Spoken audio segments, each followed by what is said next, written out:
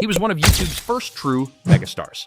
Yousef Arakat, better known as FouseyTube, turned pranks, vlogs, and motivational speeches into a massive brand with millions of fans hanging on his every word. At his peak, he performed live shows to screaming crowds, collaborated with the biggest creators on the planet, and cashed in on millions of views. But his empire was built on volatility. And behind the camera, the real Yousef battled with depression, addiction, and mental health crises broadcast live to the world. What followed was an epic collapse, with arrests, humiliating live streams, and public meltdowns that left viewers wondering how it all went so wrong. This is the rise and fall of FouseyTube, how a motivational prankster lost control of his own narrative. Humble beginnings and YouTube breakthrough. Yousef Arakat was born on January 22, 1990 in Fremont, California, to Palestinian immigrant parents. He studied theater at San Jose State University, but even before finishing, he realized that the traditional acting route wasn't for him. In 2011, he turned to YouTube, a new frontier where anyone could broadcast themselves to the world for free. Initially, Fousey's content was simple: comedic sketches about being Arab American, poking fun at cultural stereotypes with a raw, unpolished charm. Audiences found him relatable. He connected with first and second generation kids who saw their own immigrant parents in his skits. By 2012, his channel passed 100,000 subscribers, a massive milestone at the time. But Yousef was ambitious. He watched the YouTube ecosystem evolve and realized pranks were booming. So he pivoted. He wasn't just going to tell jokes, he was going to push limits in public spaces. He found the formula that so many early YouTubers did: shock, emotional extremes, and virality at any cost. The prank era and massive growth. Between 2013 and 2015, FouseyTube became synonymous with emotional pranks that blurred reality and staged drama. He faked being chased by clowns in public, pretended to kidnap strangers, and produced elaborate social experiments designed to trigger outrage and conversation. Videos like Kidnapping Best Friend Prank and Yoga Pants Prank racked up tens of millions of views. At its peak, the FouseyTube channel passed over 10 million subscribers and more than 1.8 billion total views by mid-2020, making it one of the platform's biggest prank channels. His YouTube income ballooned. Estimates suggested he was making well over $100,000 a month at the height of ad revenue and sponsorships, enough to buy luxury cars and travel the world. He collaborated with top creators like Roman Atwood, Vitali's DTV, and Lily Singh. He cultivated a personal brand that was equal parts prankster, motivational speaker, and confessional vlogger. Fans felt they were part of his journey. They watched him cry on camera, share insecurities, and promised to change. He was raw, real, and accessible, at least on the surface. Early signs of cracks. But even at his peak, the warning signs were there. Yousef was open about his struggles with bipolar disorder, depression, and substance abuse. He would disappear from YouTube for months at a time, posting emotional videos explaining he was lost or broken. Each return was framed as a triumphant comeback. He called his fans the Brubras and insisted they were his family, but his manic energy often slipped into self-destructive extremes.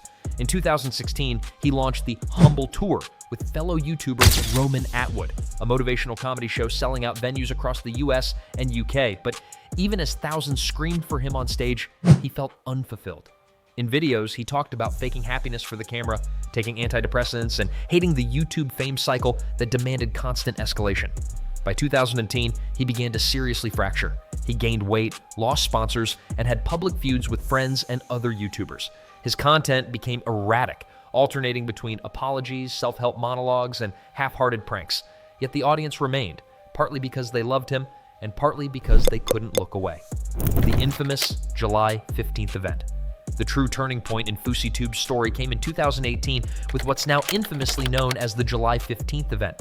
In a fit of manic energy, Yousef decided to stage his own music festival in Los Angeles with only days of planning. He claimed Drake would show up. He booked the venue without any real lineup or infrastructure. He hyped it in endless live streams and social media posts, promising it would change the world. Thousands actually showed up. But the chaos outside forced the LAPD to shut it down over security concerns. Drake never arrived. Instead, Yousef delivered an unhinged rant on top of a car in the parking lot, live streaming as the event fell apart in real time. The meltdown became legendary. Footage went viral across YouTube commentary channels, meme pages, and Twitter. It wasn't just a failed event, it was a public mental health crisis watched live by tens of thousands. Yousef's credibility was shattered, his fans were heartbroken, but many felt betrayed.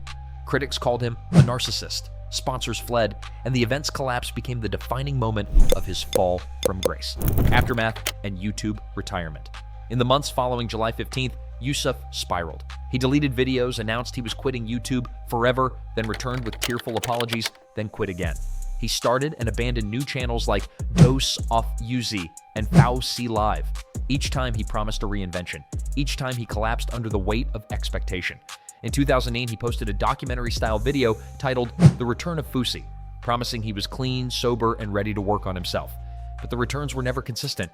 He lost hundreds of thousands of subscribers. His uploads became increasingly erratic. He accused friends of betrayal, ranted about conspiracies, and oscillated between humility and grandiosity. Meanwhile, YouTube's algorithm shifted away from prank channels entirely. The audience that loved him for stunts had moved on.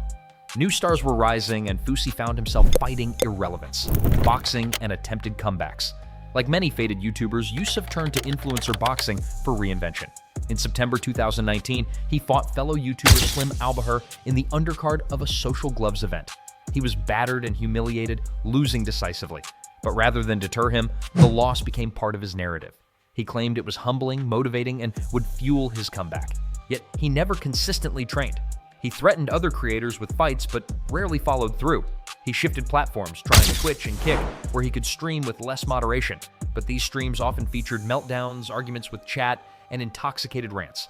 Viewers who once watched for laughs or motivation now tuned in to watch a train wreck. The 2023 and 2024 meltdowns. By 2023 and 2024, FouseyTube's story took an even darker turn. In August 2023, he was detained in Miami after an explosive live stream in which he threatened self-harm, insulted police officers, and screamed at hotel staff while thousands watched in horror. Police arrived and took him in for evaluation. He returned to streaming weeks later with bruises on his face, admitting he'd been restrained in a mental health hold. Rather than stepping back, he used the meltdown for content. He titled streams with clickbait about the arrest and the breakdown, monetizing his own collapse. Fans begged him to get help. Critics called it exploitative, but Yousef insisted he was fine and kept streaming. In 2024, he bounced between platforms, promising yet another comeback, but the content remained chaotic. He drank on stream, got banned for hateful comments, and fought with mods and viewers alike. Sponsors were non-existent. Donations dried up.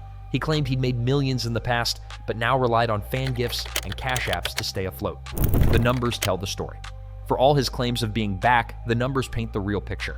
His main FouseyTube channel, once at over 10 million subscribers, has seen minimal growth since 2018. Views have stagnated, many videos drawing only tens of thousands instead of millions. Secondary channels sit dormant or are used for erratic uploads that often get removed. His Twitch and Kick streams peaked with drama but failed to sustain any real audience. By mid-2025, there's no sign of consistent monetization or sponsorship. He went from making over 6 figures monthly at his peak to asking viewers to donate just to keep the lights on. While he still has diehard fans who hope he finds stability, the broader YouTube world moved on long ago. If you found this story insightful, please like, subscribe, and share your thoughts in the comments. Stay with us for more deep dives into the real stories behind online fame.